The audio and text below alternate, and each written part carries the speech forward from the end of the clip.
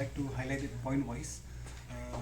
After the delegation of the KSU Student Union to the Employment Monitoring Cell, we have met the chairman, the secretary, and one of the members of the MPSC day before yesterday, and we had a very brief discussion on regarding to the irregularities that the MPSC over the several years has been conducting. Today I'll be highlighting only in regards to the MCS examinations. In regard to the MCS examination, there are several questions to be asked.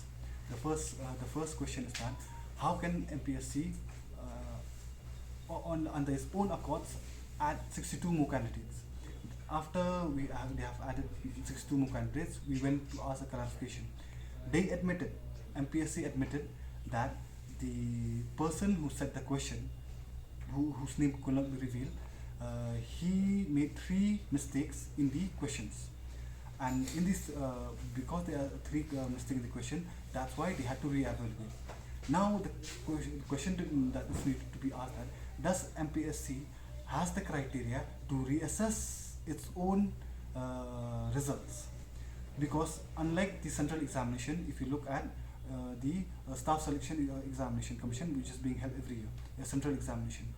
In that examination, what happened is that SSC published the answer key just a week or 3-4 days after the examination is conducted.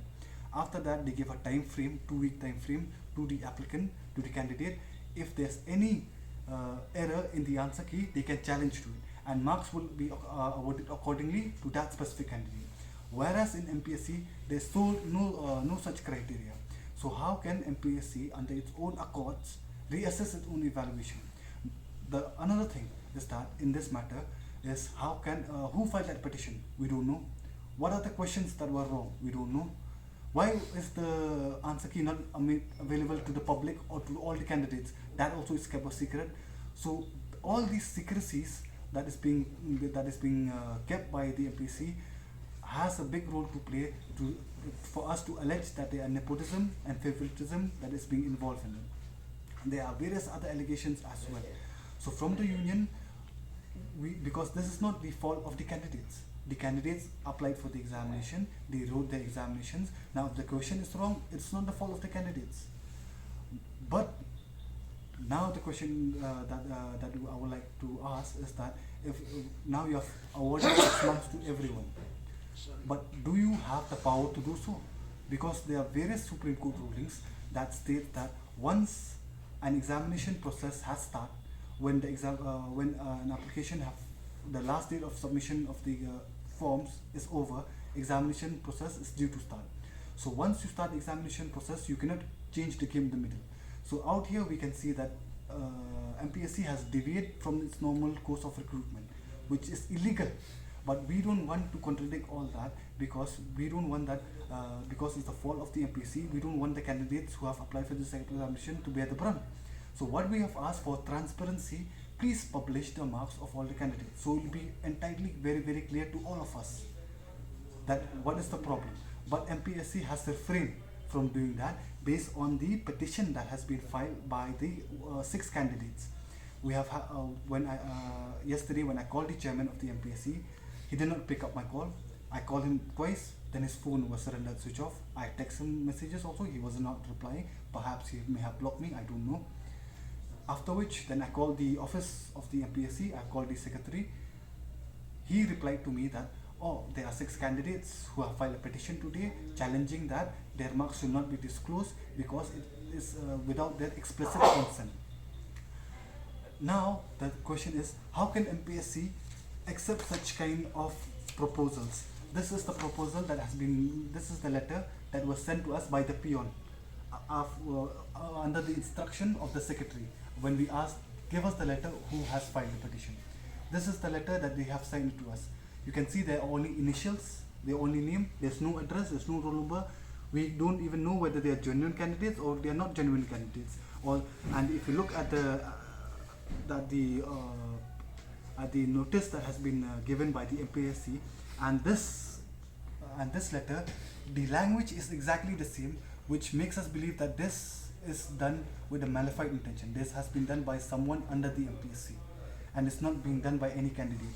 We have strong objection to it. If a candidate Why will a candidate refrain from showing his marks? We are not asking them to refrain the names. Every candidate has a specific roll number. If you publish the marks, against the marks will be published against the roll number.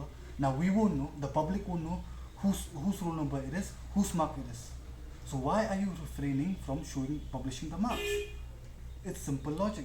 Now again, there is an allegation that if they don't publish the mark, maybe there is some discrepancies in the mark system.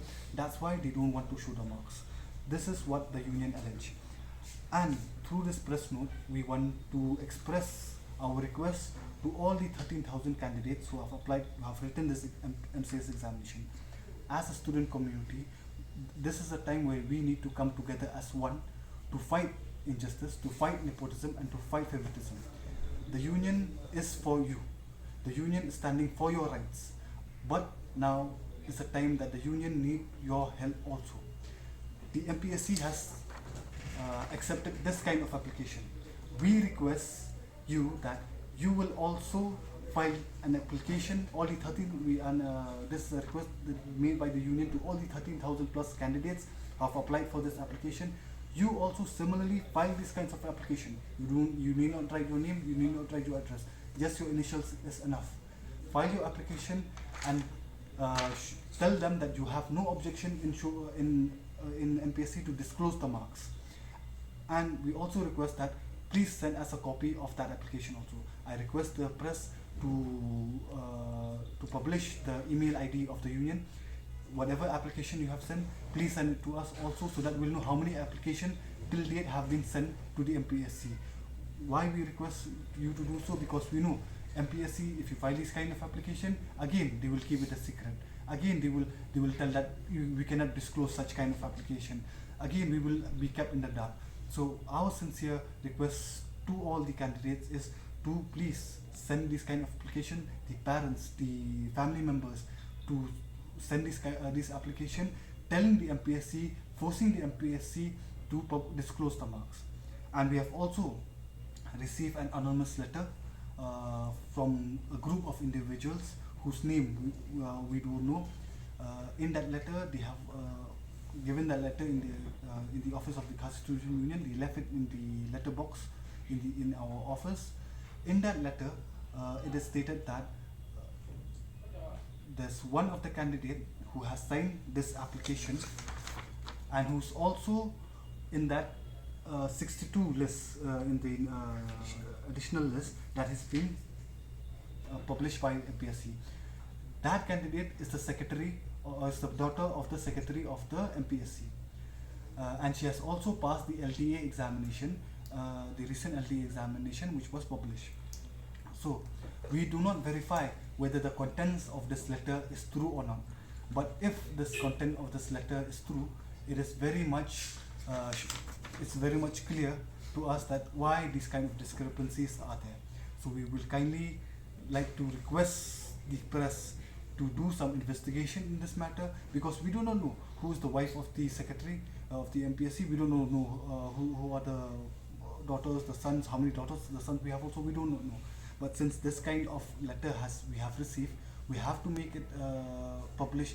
We have to publish it to the press so that the people will know. If these kind of allegations are wrong, we deeply apologize. But if this is right, then there's a high time that the government also will have to take a role to play in it, to do something about the wrongs that have been published in the MPSC.